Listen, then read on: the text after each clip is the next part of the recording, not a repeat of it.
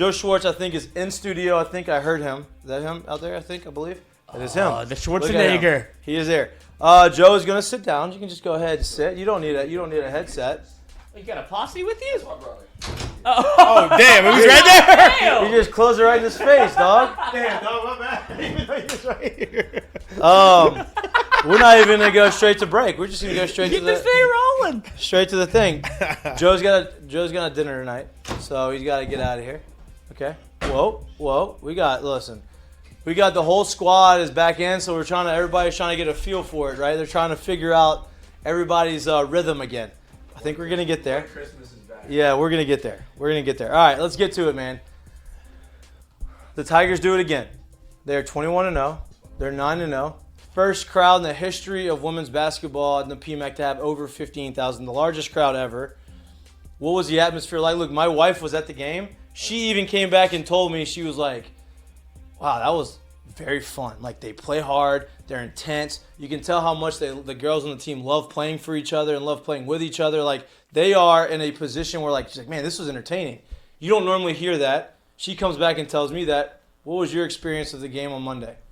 I've been to a lot of arenas as an athlete in the past couple of years as a coach, and maybe outside of Allen Fieldhouse when Kansas was number 2 in the country, Ames, Iowa, maybe for an Iowa State game, men's or women's, that had to be one of the top 3 atmospheres I've ever been in. I mean, it looked awesome. I wish I could go. I was unfortunately sitting in this exact spot watching the game on TV. It looked awesome. The whiteout looked amazing, right? It's got to be encouraging, 1, and 2, exciting to see the response that you're getting from not only the students but the LSU fans around Baton Rouge, right? Because women's basketball games historically haven't been sold out. They don't fill up the PMAC. Now they're doing that, and LSU, y'all are in a position to really control y'all's own destiny. Y'all are as good as y'all want to be. Like, how do the girls feel about that? How do you feel about that? How does Kim feel about that? Well, I think I kind of joked about it back in November when I came on the show about how it's going to be the hardest ticket in town, how if you don't jump on the bandwagon now or jump on the train, you're going to get left behind. Didn't realize how quickly that would happen. But I've got my routine every game day. We go shoot around, pregame meal. I work out, go home, shower, hit Starbucks, and then go straight to the arena. Well, it takes me normally that home Starbucks arena takes about 7 minutes.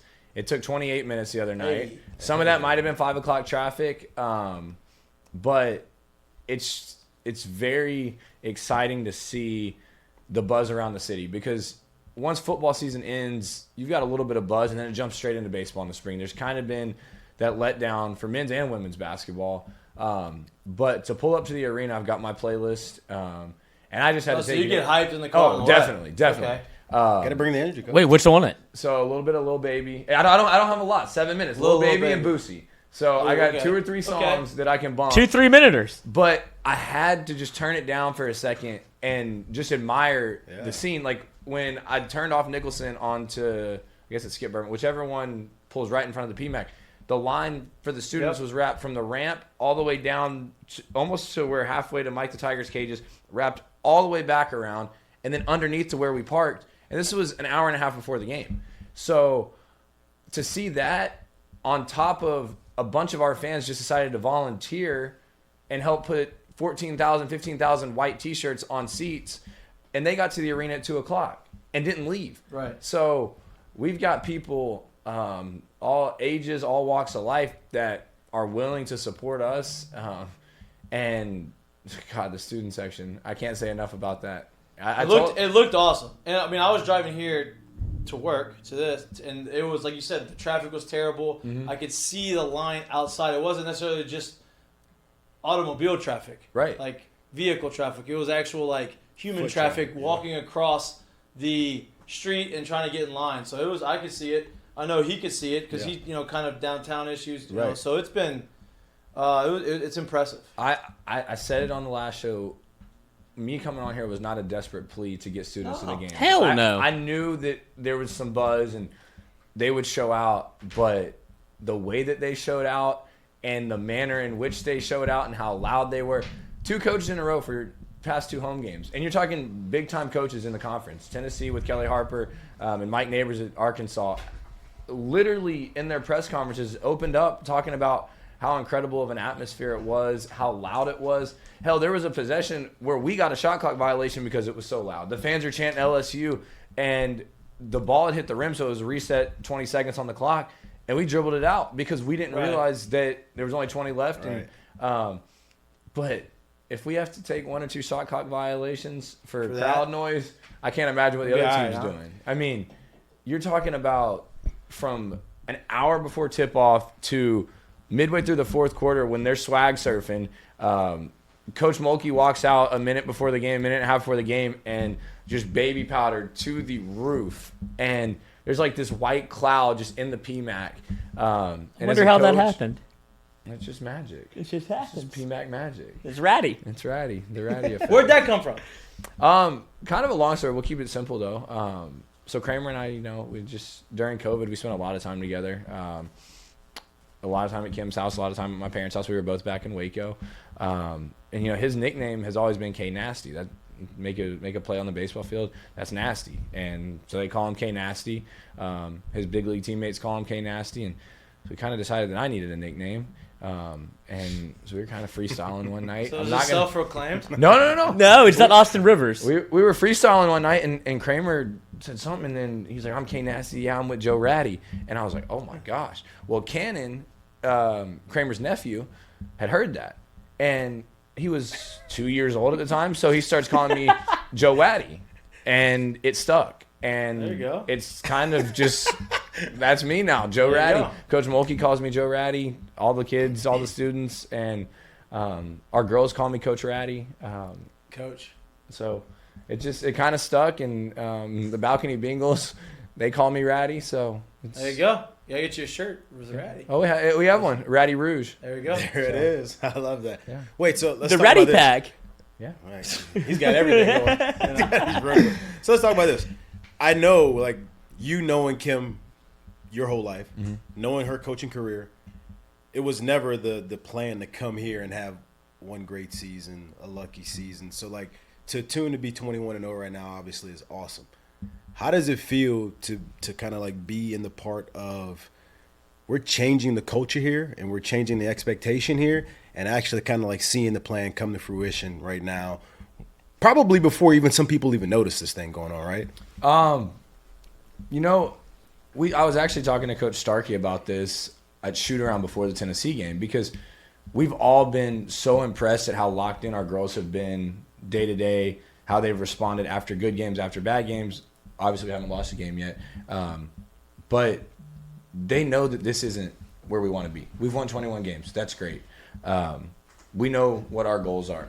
But we're trying to push this out to recruits. We're trying to build a strong foundation here for a long time. I don't know how long she's going to coach. Yeah. None of us do. But if we keep building this and selling that PMAC out, I mean, it could be hard to say no to a place like that, exactly. Right? And, the current players we have now have bought in, and that was one of the big questions. We talked about that in November. Our theme is Piece It Together, and we've got a lot of different puzzle pieces. Angel's struggled the past couple games, and she's still 18 and 17. Struggling 14 for and her. 14. Exactly. But to see some of these other pieces, so to speak, step up, that's what's so cool about this team and the type of kids that we recruit and bring to a school like LSU is someone's going to have to step up on any given night. Alexis, we needed her to score the ball a little bit more the other night. Okay, she responds, 31 points. That's what I wanted to ask you, right? Because you talk about the team. Angel Reese comes in. She just comes in. Right. Alexis has been here for a couple years. She transferred last year, but she's played for Kim. You see that interaction between Angel Reese and Alexis on the court, right? You can't turn it on and off. You're a first rounder, all this stuff. That's got to go into, that's got to validate what you're talking about right now is like this team has bought into each other, right? Not just, hey, we want to win, but like we're going to win because we want to win for the girls next to us. Exactly. Win because of the girls next to you and win in ways that matter. So Flage, for instance, freshman. In high school, all she ever did was score. Didn't play a lick of defense. Didn't need to play defense. She scored 30, 40 a game, hit 8, 10, 12. I think she hit 12 or 13 in a game last year. Flage grew up big time the other night. There was a possession it was the last Tennessee possession of the game. We were watching. They get the ball with 16.8 seconds left and don't even get a shot off until 4.8 seconds. And Flage's guarding a first-round pick who's arguably one of the best players in the conference and just clamping her up. She cuts her off. Baseline cuts her off. Middle makes her give it up. And we were up 6 or 8 at the time. Like, coming out of that timeout, we said, don't foul and make them use some clock. And for them to run off 12 seconds before they even got to look at the basket. Right. And we're having a true freshman on a fifth-year senior. I mean, that's growing up. Samaya Smith, as a freshman, came in. I think she only played 6 minutes because she got hit in the nose and it would not stop bleeding. But I think she had 4 points, 4 boards, something like that. But to see these kids grow up quickly and be put on a stage to grow up quickly, it makes it exciting for the kids that are coming next year. Because we know what we have coming next year. Right. Everyone knows what we have coming next year. We have kids that can contribute immediately, but it's going to make that transition for those kids in high school right now a lot easier, seeing the Flage Johnsons, the Samaya Smiths, Angel Reese, who is potentially going to stay 2 more years. So, but back to what you were saying, like, this isn't a one-time deal. This isn't a 1 year, we lost in the second round last year. We won 21 games. We have 7 conference games left. And Coach said it in the locker room. She said that Tennessee wins great.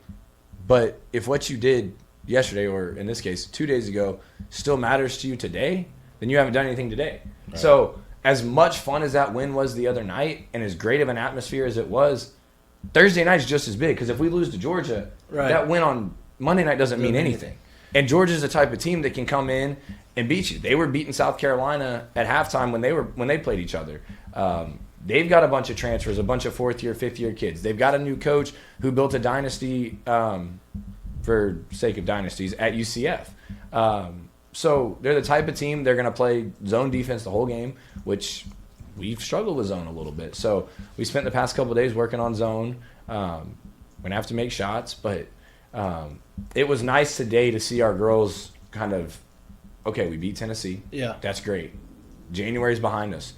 When you get to February and start to sniff March, that's when the real ballers come to play. Well, that's my next question. What's next, right? Like, you obviously beat Tennessee. You still have a lot to play for as through the course of the year. The season's not even close to being over with. You have Georgia Thursday, then at A&M on Sunday. At A&M on Sunday, and then how many games until the big one? We go one game at a time here. I know, that's what I'm counting. But yeah, I mean, you got. We'll go week at a time. So you got Georgia Thursday night, PMAC 7:00. I had looked today. There's no lower bowl seats left, so we've only got stuff in the 300s. That's a good sign. I like to try and make it there. Go to A&M. Go to A&M on Sunday. Then you get a full week for the big one. Full week to prepare. Wow. So that one's gonna listen. I mean, Alabama bye week. Yeah, you got lots of. There's a lot of work to do before you get to that game. I get it, right? But that's the game that everybody has circled, especially now. Now LSU, early in the year, they haven't played anybody. The schedule, their out of conference schedule is very weak. Mm-hmm. We're not going to take them seriously. And they just kept creeping up. Now all of a sudden they're undefeated. And, they still haven't really played anybody. They've played some SEC teams, but they're not good. Okay, Tennessee, big test. Boom. Passes it with flying colors. Now you're 21-0, third in the country, 9-0 in the SEC. You got 3 games to get through before the big one. I think that's the one that's going to put 2. Georgia and A&M. I thought there was Georgia A&M. So 2 games. Literally just said it. It's the third, yeah. That's not bad. That's the third. Yeah. That's my fault. Hey, you just got back here, okay? You pipe down. Pipe down over there, okay? That's what you wanted. Earn your respect, all right? But so parole you have for good behavior. Yeah, you have to get through those next 2 games, right? Obviously, anybody can. It's high level Division I basketball. Anyone can win. How you said you're impressed with the way the girls have stayed focused. Mm-hmm. How have they stayed focused? Like, have y'all done anything, or has that been on them? Right, that's been on the leaders of the team to say this is what we're going to do, or has it been a message that's been preached by the coaching staff? I think it's an indirect message. Each player has that coach that they go to. You play baseball. Your hitting coach. That might be your guy that you go to. And it's kind of cool to see, because not that one player is better than another player or one coach likes a player better. It's just how you connect. So we've had kids go to their coaches to watch film, go to Coach Starkey to watch film on what they did wrong, because we're 21-0, but we still haven't, outside of Alabama at their place, and even then it wasn't perfect. We beat them by 38, but outside of that game, we really haven't played a full 4 quarters great game. And so there's always little things that we're going to find on film or on tape that can really help the girls out. So yesterday there was one of the girls on the team. She's going to have a lot of looks come Thursday night. She wanted to get shots up. We had an off day yesterday, so we came in, watched film, did the scouting report, and next thing you know, she's on the gym getting shot. On the main floor getting shots up. How do I get shots up on the main floor? Well, you're busy. I am busy. But it's just they're hungry, and when you've got a group in the locker room where you don't have to worry about off the court mess, right? It makes the coaching staff's job so much easier, and it makes the players' life so much easier because when you can just focus on school and basketball, and you get to walk into a PMAC in front of 15,000 people and lace them up and hoop, no doubt. I mean, that changes shit. The most hype I was before any sport was the layup line in basketball, bro. Like you come into a packed gym with you feel. But wait. What's more hype when you actually get to the layup line, or when you actually come on your way out? You're like, oh yeah. You get up and then you get the ball, and then you get like, whoa. That first layup, you're like, holy jump through the gym. The right-handed layup, you're like, oh, I'm up there, and then when the ball gets to left hand, yep. Yeah, because you don't want to go to just. Hey, listen, I'm gonna get. In high school, you don't want to catch that tech because if you dunk in the layup line, refs, and that's I always hated when our coaches would keep us in the locker room too long because when you hear those 2 whistles, the refs don't want you to dunk. So I was always like, Coach, let's go, let's get us out. But I don't give a shit. Now it's a dunk contest and warm ups. Exactly. Well, it's just. I mean, it was cool the other night because for Florida last year, we wanted it to be a sellout. We wanted to call it a sellout. We wanted to sell all the tickets, whatever, 13,600, I think it was, but. Let's be honest, we knew there weren't going to be 13,000 people in that place. Yep. It was closer to probably 10 or 11. The other night, looking up... SRO. I mean, I'm trying to see up to the 300 level. I've got great eyesight. I could not see empty seats. Yeah. I mean, and as a coach, it makes you feel good. But as a player, it's like a lot of coaches just shoot shit at you when they're recruiting you. Yep. Oh, yeah, you'll come play here. You'll come do this. You'll come do that. We didn't ever promise kids playing time. We didn't ever promise kids sellouts, but... to see that the product that they've put on the floor is putting butts in the seats. Yep. Yeah. If you're a recruit, why don't you come to LSU? No doubt. Yeah. Lloyd, you got one? Yeah, I do because I don't want to put you on the spot here. I like being put on the spot. He says that. When he says that, just go ahead. The spotlight. All right, I'm on the spot. I say with all due you're respect. on the spot. Every time. Yeah. So with all due respect. Obviously, I'm not trying to talk y'all shit have about 2 you, games before South Carolina. I was talking with my guy Diaz from the Balcony Bengals. I'm trying to get them into South Carolina. So I'm wondering how we can maybe get 6 tickets for these guys. Look, we got an RV sponsor. I don't want to put you on the spot here, but because you saw what they did for y'all.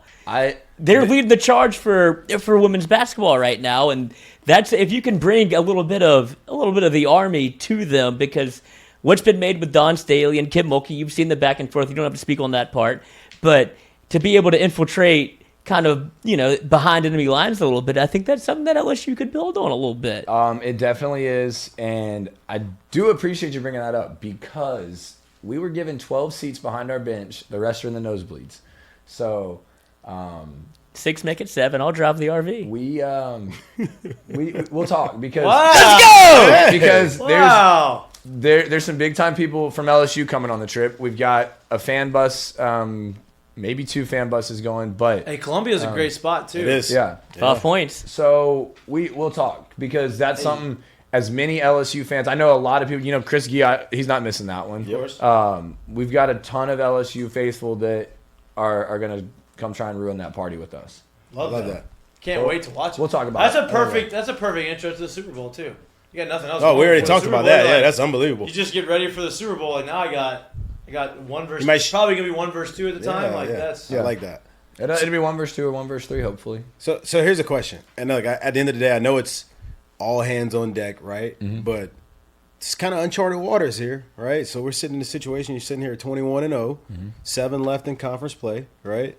How do you manage roster situations with injuries through the back half of the year with all this stuff? And I know the coaching staff, it'd be great, but the coaching staff's not worried about it. But I would imagine there is, whether they want to admit it or not, these girls, they want to keep the undefeated record, right? Yeah. How do you manage making sure we stay healthy because there's a bigger goal? And then making sure, we try to put our best effort out there every time we go on the floor. So at the beginning of the season, every team makes goals, or any team that wants to be successful is going to make goals. Yeah. Your goal is not to go undefeated. You'd love to. Yeah. And, Kim Mulkey's done it before.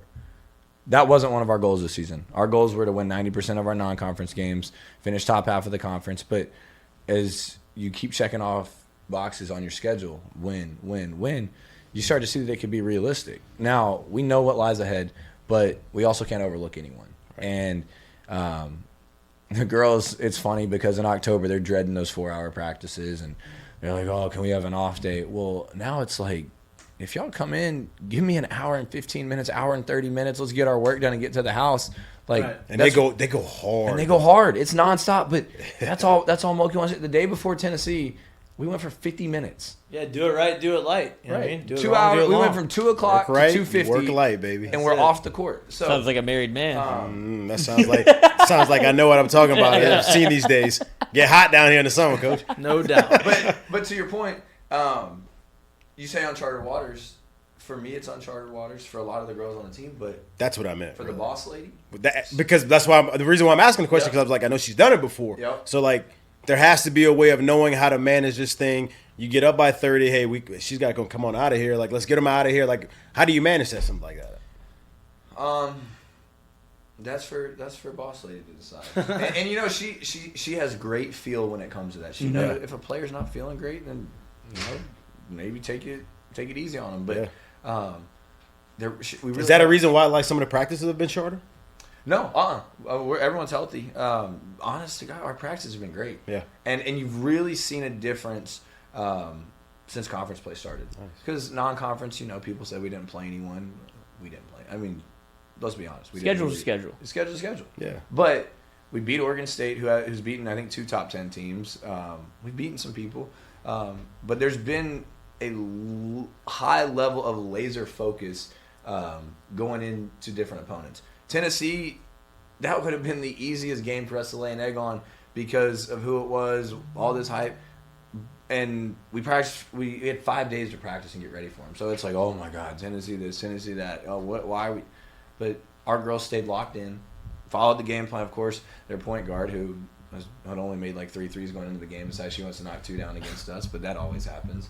Par for the course. So, it's just there's a good balance between coach being the GOAT, knowing how to get teams to the promised land, and 2, getting the players on board. Yeah. And not overworking them, but expecting a lot out of them every day.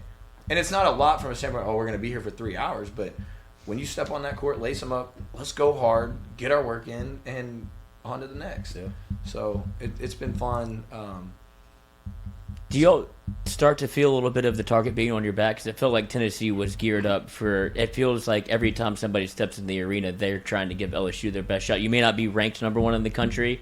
That's obviously in the scope. But do you start to feel a little bit of every time y'all are on the court, they see what LSU's building, and it becomes – you're almost like instead of being the hunter, you're the hunted now? A little bit. You've got to feel like that y'all kind of were the hunted anyway because of Kim and people coming at y'all already because of the success y'all had last year, right? Definitely. And from a motivational standpoint, and as a coach, you've got to find ways to get the girls fired up. Well, for us, we weren't picked to finish above Tennessee in the league, so plus 650 to get them if you want them. Tennessee was picked 2nd. We were picked 3rd. Everyone knows South Carolina was picked to win the league. So our girl, as far as I was concerned, we were an underdog going into the game. No one expected us to finish higher than Tennessee. Tennessee should be a top 15 team, top 10 team. I mean, they've got such good talent. They were top 6 or 7 to start the season, had some injuries, have played everyone you could imagine. I mean, they've played a very tough schedule. So they're on their way climbing back into the top 25. Not a team I want to have to see again in the SEC tournament. Not a team that, if you're in another conference, I'd want to see in the NCAA tournament. Right. Because they're starting to get it together. I mean, they won, I think, 9 of 10 coming into our game. South Carolina's got UConn, too, right before y'all, Yeah, don't right they? before us. So. I think that's a, And Tennessee just had matchup. UConn, right? And Tennessee had UConn, Thursday before us. So, it's just day by day. No doubt. You just have to take it one day at a time and can't overlook anyone. Because there's some kid. I think Georgia has a girl on their team that I went to college with. Like I legit think she was a freshman when I was a senior at Texas. Wait, talk about that, man, because I don't think people like really understand like when you're going through something, and it's not even literally like that you're winning, but like it really truly is like day by day. And I don't think people want so much to look ahead instead of like taking care of that day. Talk to me about how much y'all actually preach that to these girls and how much they're actually receptive to a message like that. Well, so after the game Thursday night, big win, a lot of emotion, a lot of family in town for everyone. Coach had a lot of family. The players had a lot of family. The biggest game of the year so far. She said, enjoy this one.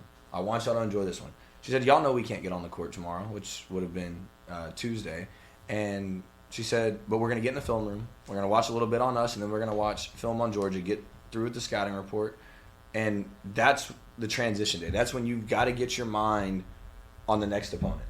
And it's like you would hope you don't have to preach that. And for us, we haven't gotten to a point where we're like, all right, guys, we got it. We got to focus on the next. Got to focus on the next. It's like our girls are mature enough, and I think we've got the leadership in the locker room with Alexis and with Angel. Hell, Emily Ward, she's a senior on our team. She's a captain. I mean, walk-on, turn scholarship. People like that on your team who may not necessarily have been to where this team wants to go, but they understand how to get their business done. Right. How to come in and take care of it. And freshmen, we've got 4 freshmen on the team. It's been harder on them, but the funny part is the ones who aren't playing a lot, they're the ones that are in the gym the most right now because they see what the other kids have done, and that's going to be them one day. Yeah, they built the culture, right? And like exactly. You watch the movie Field of Dreams, right? If you build it, they will come, the whole deal. In a sense, that's kind of what Kim's doing right now in Baton Rouge. If you are going to win and you're going to put out a good product and you build the team and you make it a fun product to watch and successful product, the fans are going to pour in. They're going to support it, right? Because Louisiana's already shown like they're going to support people who they believe that they're doing things the right way or they're winning, right? They're gonna buy into the winners, and it seems like Kim has done that at a very, very quick, fast rate, faster than anybody had ever anticipated. I mean, I'm looking at the schedule. I know the games, like I know y'all's schedule better than I know the men's schedule. That's not. I'm not saying it in a mean way, but like that has it's the hottest ticket in town. Yeah, Coach Mulkey has made this an event. Yeah. And I think that's a credit to the girls, and that's a credit to her because she dresses, top notch. Y'all dress top notch, but she promotes that, right? Yeah. She promotes the personalities from all the girls on the court, right? Angel Reese with the crown and the whole deal, and Floje with the rat. Like she just promotes what the girls, like the girls basically, right? Their personalities, what they're good at, what they like to do, and to me, that's as genuine as you can get, and I think the crowd sees that. Is that kind of a feel that you're getting?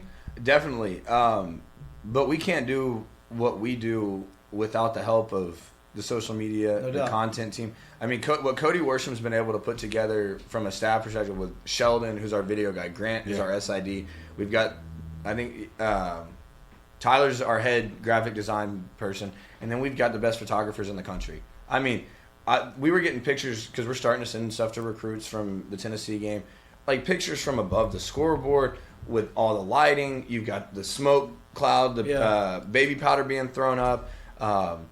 But you go on Skull Sparks, which is this analytics website that basically tracks social media interactions for college sports teams. You're second. Yeah. And behind UConn, it's 30 years in the making what they've built at UConn. And I think South Carolina's been ahead of us a little bit, but look, she's been there forever. So when you're at a school like LSU and you have that image and that brand, you've got to be able to promote it and capitalize on that. Yep. And Thursday night was the perfect setting, the perfect atmosphere, whatever you want to call it. But on to the next Thursday. Why can't we do that again Thursday night? No doubt. Tomorrow night, 7 o'clock. And they built Make it a normal thing. thing. And that's. I think it is going to get normal. I know you got to go. Y'all got dinner. Where y'all going to dinner? If you can't, I don't know if you want to say. Somewhere bistro with Ivan. Out in Bistro Byron? No. It's Cheesecake Bistro? No. Clubhouse Bistro. It's in Plaquemine. Oh, okay. I think it's on the golf course. That's new. Let me know how that is. No idea. Never. Don't really eat it. I don't think we're driving to I mean, just let me know. Drive. Maybe I might fall in there one day. Right? You got to go. It's worth it. I mean, I appreciate you coming on, dude. We got a few more minutes. What time was y'all's dinner? You got hold on, good. hold on. The two phones. I don't want to get him in trouble. Hey, well, one's the personal, one's the Work Personal work phone. But the one more thing I want to hit on is Luther, Alexis Morris showed out. You saw, y'all talked a little bit about, like, I don't want to call it infighting because that's not what it is. It's the chemistry within the team. When you saw Angel Reese struggle in the first half, essentially, but then you have somebody like Luther who can step up and drops, a career high 31 and is able to show you, like, there's dogs all over the place, and the way that they treat each other in terms of how they react to each other in timeouts and stuff like that. It's almost like, not to say you don't need coaches, but it's been ingrained in them from Kim Mulkey. How big is that in terms of what she can do night in and night out? Because what was the quote from Angel Reese? It's like, you can't turn it on and turn it off. Like, if this is who you are. You're a first rounder. You're a first rounder, but for her to be able to step up whenever she saw kind of Angel struggling a little bit when she had like 4 and 4, I think, in the first half, and for her to be able to kind of pick up that momentum, how big is she in terms of going forward with what y'all plan to do going into a postseason run? Lex and I have had this connection the past 2 years, but it really goes back. Lex and I are kind of cut from the same cloth from a high school standpoint. She was from TAPS, Texas Association of Private and Parochial Schools. She was at a small private school out of high school. I went to a small private school. So she's always had that chip on her shoulder. She's always been one of the smaller ones on the court. But when the lights come on, Coach, she's there. And she's battle tested right through, like, the adversity and all of the things that she's been through. Like, that goes a long way. Yeah, Kim kicked her off the team freshman year at Baylor. Like, literally, get out of here. Don't come back. And Luther went all over the place, A&M, Rutgers, wandered around, and last year calls Mulkey and says, I'm coming back. And kept calling, I'm coming back, I'm coming back. I'm just going to show up to practice. Shows up at our team meeting the first day of school, like, I'm here. And we were able to get her cleared and on the team. And she's the type of kid that you want in your locker room. She's the type that There's days that, you know, she may be down, but you're not going to see it. Right. She's going to pick other people up. And then when the bright lights come on, she's time not to shying perform. away from it. Yeah. I mean, she knew I could tell before the game she was locked in. She was in the hallway with her heavy weighted balls doing some ball handling stuff, and I'm like, she's locked in. She's ready. And we always talk back and forth. We'll text. And she's not the type that wants all this motivational long time. So I'll send her, like, beginning of the season, I sent her a race car with the finish line flag, the white and black flag. Checker flag said, final lap. What are we doing this year? Final lap. And she'll hit me after the game, ratty, and she'll put a big heart. Or I'll send her a picture of her on the court locked in this big, like, low defensive stance, or her holding a follow through. Last year there was one, she hit a big three against someone, and her tongue was out. She's running down the court. It was actually against Georgia. And she had been eating those gummy, like Gatorade chew gummies, and her tongue's blue, and she's just running down the court with her tongue out, and it's just stuff like that. And as a coach who knows her history, just because I've known Coach Mulkey for so long, and I've known what Lex has been through, it's really cool to see it all come together. And Coach always talks about how Lex is going to be the one to write that final chapter in her book, and here we are in February. Yeah. The last couple of chapters, I mean, we're getting down to the end of Alexis's career as a college player. Yeah. And she's got a chance to go play pro ball. But to see what she was able to do last night and to see how she's been playing, and I mean, she knows what she has to do every night. And it's been tough on her because her roles had to change. Last year, we had Kayla Pointer, who was our true point guard, our number, like our one. And Alexis could be on either wing, play the 2 or the 3, was always off the ball. Well, we've got a good 3-4 guards that can all play the 1, 2, or the 3, but Alexis has been the most consistent at the 1. So for her to adjust and take over that role, but still last night or Monday night show that she can go get 30. Right. I mean, she's just willing to do whatever it takes for the team to be successful, and you just love to see that. It's been fun to watch. Obviously, like I watch the games, I pay attention to the games, and in the past, I may not have paid as much attention, right? Because I mean, last year they won 9 games, or 8 games, 2 years ago. 2 years ago. Yeah. 2 years ago they won like. Kim Mulkey ain't winning no 9. No, 8 or 9 games, right? And like it's just one of those things where it's like, it's not really a good product. You don't really want to watch it. So y'all are doing a good job. I know, y'all are going to continue to do a good job. I appreciate you coming on. I think for me, before you go, it's not even a question, it's more about an observation. You see the people come in and out of the stadium, out of the PMAC yesterday, right? You see a bunch of young girls that are going in, they're looking up to these players. You see that in the gymnastics side. All these young girls want to go watch because they want to do gym and they want to be a gymnast. Now you're starting to see the evolution in these girls coming I want to go and play basketball. I want to be them. I want to do that. And I think that's a really powerful thing. And you don't build that unless you have genuine culture and a good, solid foundation. And, it's good to see. Yeah, it's special, and I can't really. My dad played college ball. I always knew I wanted to play sports. Sports run in the family. But Coach Mulkey was that kid, that young girl growing up who really didn't get a lot of opportunities. I mean, she was the best baseball player in Little League, and they wouldn't even on let a her men's play. team. On a men's team, exactly. So to see how these kids, these young ladies, because I'd be mistaken to call them kids, they're young ladies. And luckily we're 21-0. Luckily we haven't lost this year. But there's been games where if there's someone asking for an autograph, our girls will not leave the arena until the last autograph has been signed, until the last picture has been taken. And I mean, there's nights where, Flage may not have played a great game. She's going to make sure she goes out and signs every autograph and takes it. Because it's one of my favorite things about Kobe. He always talked about why he never missed games. Yep. Because you never know who's going to be in that crowd, whose parent has saved up that money to buy a ticket and get to the arena. If you're going to take a night off, you could ruin. Yeah. Jeter said the same thing. Yeah. I don't want to miss games. And that's the cool thing about our girls is let's play our asses off every night because of who's in that arena. There's people that are pulling for us. There's people that would do anything for us. Last night we were at TJ Ribs and the whole restaurant was sold out for Coach Mulkey's radio show. You're talking people who left work to come put 15,000 T-shirts on seats at 2 o'clock on Monday, sell out our radio show on Tuesday, had to go to work today, and then they'll be at our game tomorrow night. And that's the thing I come on the show because I love what I do. It's fun. Y'all make this fun. But students, we got 3 home games left in the regular season. Fingers crossed we're going to get 2 more for the NCAA tournament. But that's going to be fun. But if you did not see that atmosphere and want to be a part of it, and how could you go to LSU and not want to be a part of it? Thursday, bro. Go out there. Look, Thursdays at night. Everybody likes to go out. Well, that's what he's saying. We're making this thing an event now. Yeah, right? that's not get in the secret. rat And I'm pack. telling you, you better get there early because the student section is going to be rocking.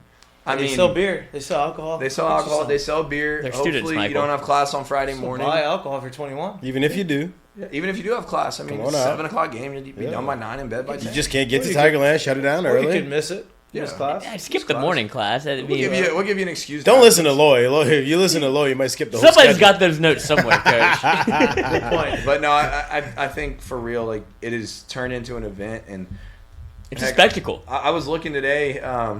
They always send out a staff ticket link on the first day of the month to get tickets. Well, I'm looking. There's no lower bowl seats left. 0. So there's a couple scattered here and there in the 300 level. But if you want to come to the game, get there early, buy your tickets. Students line up early. Bring a friend of a friend. Tell a friend. Yeah, tell a friend. Be a friend, tell a friend. Be a friend, tell a friend. Have a friend drop you off. The same friend go pick you up from the game, bring you to Tigerland. It's all good. It's all good. Or just tell the friend to leave the car and y'all walk. There you go. And then y'all can all go enjoy it. There you go. Yeah, So you got Uber. let's pack that PMAC They out can leave on the car in Thursday. France too. Yeah. It's going to be back a to fun the crib. one. Yeah, man. I'm looking forward to watching it. Hopefully I can be in that number. I'm bebopping around South Louisiana a little bit right now. Don't go to him, go to me. I'm grinding, yeah. But we'll talk. I'd like to go there. I'd like to make it happen. I appreciate y'all coming on. I appreciate you bringing your brother on. Nice to meet you. Sorry for closing the door. Yeah, I did that's not all right. know you were sitting. I did not Jared's know you very were. rude. And, BHM. He's not welcoming, but It's my month, so. Oh, gosh. Well, on that note, we do a thing in February for Black History Month where every player, coach, manager, trainer, everyone in our program, from February 1st, February 28th, each person gets a day, or sometimes there's one day where there's 2 people, has to get in front of the whole team, the whole program, and give a historical fact, either on a person or a something that pertains to Black History Month. Love it. That's awesome. So today, Emily Ward started us off talking about Mardi Gras and Zulu and how all that originated. In 1909 is when I think Zulu was first around. 1969 is when they were first able to bring it all together. And Mardi Gras actually started in Alabama. New Orleans and Louisiana just knows how to do it better. So. Just like football. All right, Thursday night, 7 o'clock. Do it. I appreciate it. Enjoy your dinner. Let me will. know how it is over there in And the plaque. And please don't let your wife come to another game without you. Bro, I was here on the show talking about you. What do you want me to do? I don't know, Allie. You got to get your man. What do you want me to do? I had her friends there. It was just. She told me. I'm like, that show, it's always a show. But I love the show. So, appreciate it. So we got to keep the show alive. I appreciate it. Listen, maybe there's times where y'all don't play on Monday. I'll play on Tuesday or something. It's Sunday. Or Sundays. All right, Super Bowl Sunday. I mean, you're not going to be here, but I'll be in the number. Don't you worry. Perfect. I'll be there. I appreciate you, dude. Yeah, Thanks for coming in. y'all. Enjoy dinner. Hey, if we keep winning, I'm going to have to keep coming back. Absolutely. It's good luck. We're the About to good luck. say, get this we're the Georgia. good- Wait, let's get this UGA win, and then we'll be back. No doubt. Georgia Let's make it a A&M. weekly. Not superstitious, And the big but A little stitious. you know. Yeah.